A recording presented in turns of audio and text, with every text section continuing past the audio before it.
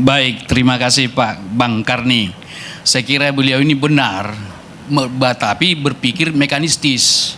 Kacamata kuda dipakainya, begitu. Karena normatif. Padahal tidak ada fenomena hukum, fenomena politik, fenomena komunikasi di ruang hampa, baik kepentingan semua.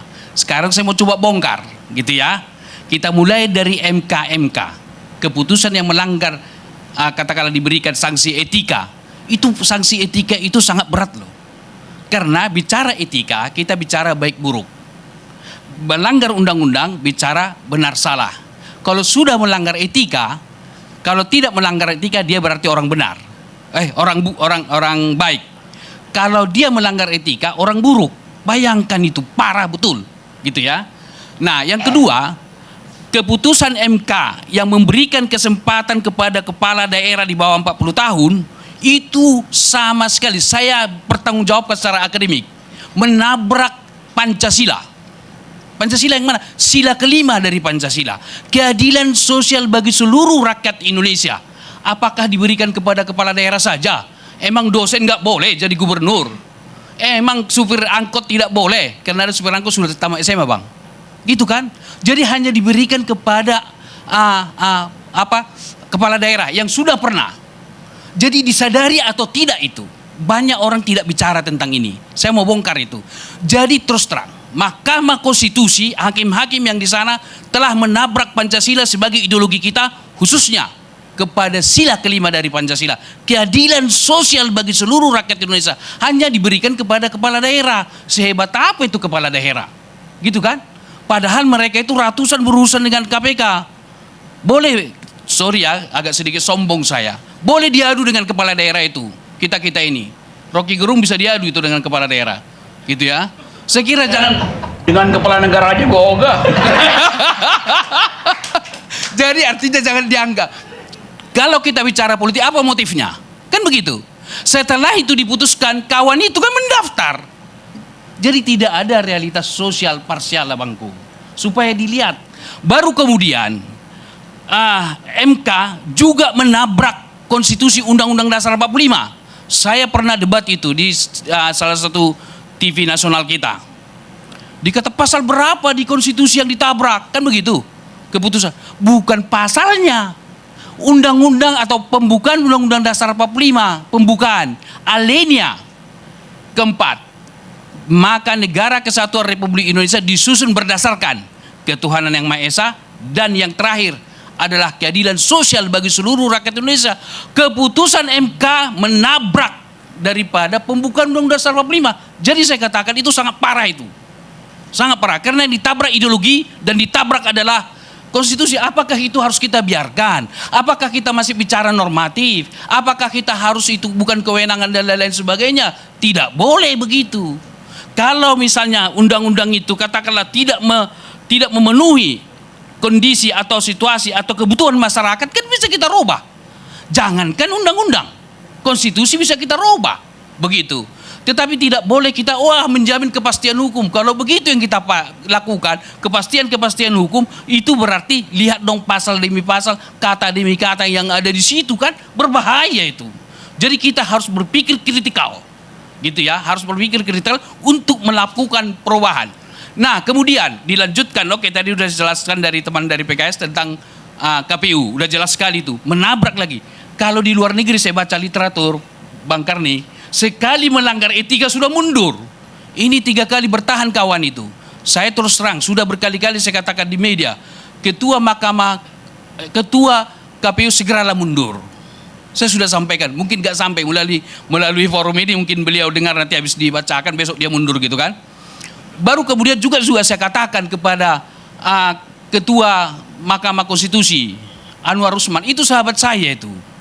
Saya sudah sampaikan juga mundur dari jabatan Mahkamah Konstitusi, sudah layak mundur karena keputusan yang dibuat menabrak Pancasila, menabrak konstitusi pembukaan dan melanggar etika. Sudah wajar lah, pulang aja ke kampung halaman mancing gitu, saya temanin gitu kan. Baru kemudian adalah kalau kita melihat misalnya bansos, apakah sudah tepat sasaran? Contoh, bansos ada nggak dibagikan di pinggir jalan? Gitu kan? Nah, kalau kebetulan Emrus pakai motor, dapat. Padahal undang-undang mengatakan harus tepat sasaran. Apakah di jalan dibagikan itu tepat sasaran? Jangan dilihat dari sudut dibagi satu, cuma satu saja, tidak boleh. Karena Undang-Undang Dasar 45 mengatakan setiap warga negara. Setiap warga negara, bukan mayoritas. Bukan 2, bukan 3. Oleh karena itu, andaikan ada kecurangan nanti ditemukan. Gitu ya. Tidak boleh hanya 5% kok atau 2 orang kok kecurangan. Nggak boleh. 1 suara tidak boleh mengalami kecurangan. Salah hitung mungkin bisa diperbaiki. Kenapa? Undang-Undang Dasar 45 mengatakan setiap warga negara. Jadi 1 suara tidak boleh dicurangi. Oleh karena itu saya pikir, nah katakanlah hak angket misalnya seperti itu. Kalau sepanjang itu sesuai dengan undang-undang dan yang dilihat pengawasan terhadap undang, silakan saja jalan. Justru menurut saya, sebagaimana dikatakan Ade Armando, kemungkinan kecurangan itu bisa saja dialami oleh partai-partai lain, dilakukan oleh lain. Oleh karena itu justru saya mendorong semua partai politik bersama-sama kita, rakyat, mengajukan hak angket itu supaya terang benderang, supaya terbuka. Terus terang saya mengatakan, andaikan tidak dibuat hak angket, ada yang menang. Kan artinya bahwa kemenangan itu sebagai output daripada ketidakpuasan, sebagai output daripada dugaan kecurangan. Sangat tidak legitimate.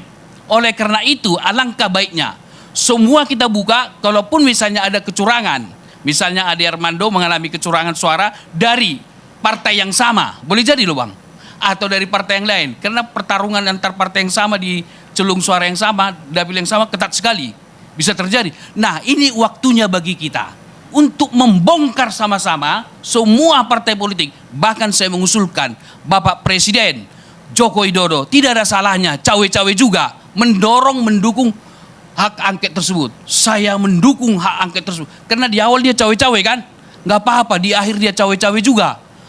Artinya saya mendukung hak angket ini supaya apa? Legitimit kekuasaan Bapak Joko Widodo ini udah menjelang berakhir. Karena pembicaraan publik terus terang saya mengamati tidak begitu produktif terhadap Joko Widodo. Ini kesempatan bagi Pak Joko Widodo untuk mengatakan kepada masyarakat bahwa saya mendukung hak angket, tapi dibuka secara transparan dan open to public, put on the table semua. Antar partai, antar caleg, antar paslon dan lain-lain. Itu menurut saya jauh lebih produktif daripada kita bicara normatif. Jadi terus terang saya mengatakan, ketika kita bicara normatif, itu adalah kacamata kuda. Bahkan Gus Dur mengatakan, demokrasi kita itu kan demokrasi seolah-olah. Coba sekarang, apakah kita demokrasi substansial? Kalau mau jujur, silakan kita bongkar. Gitu ya, apakah substansial? Sudah demokrasi menjadi pegangan kita? Bukankah kita menerapkan demokrasi seolah-olah? Salah satu diantaranya, sebagai demokrasi seolah-olah, bukankah ada masih kecurangan? Bukankah ada kerjasama dengan oknum-oknum KPU yang sudah terjadi beberapa waktu yang lalu? Tidak tertutup kemungkinan KPU juga bisa bermain dalam konteks ini. Nah, inilah kesempatan bagi kita Bang Karni. Menurut saya, mari kita bongkar sama-sama apapun konsekuensinya. Karena apa? Dengan membongkar, dengan mengangkat ke permukaan semua, ini menjadi pendidikan politik bagi masyarakat. Saya terus terang, karena saya seorang akademisi, sebagai dosen, saya khawatir generasi muda kita dengan pola kepemiluan kita ini, terus terang saya melihat sangat-sangat tidak mendidik untuk generasi muda kita. Karena apa? Karena terjadi proses-proses yang banyak hal diduga kecurangan-kecurangan tersebut. Nah, dugaan kecurangan ini kan belum pasti, bisa juga tidak terjadi. Untuk itulah kita bongkar sama-sama dugaan ini. Demikian Bang Karni.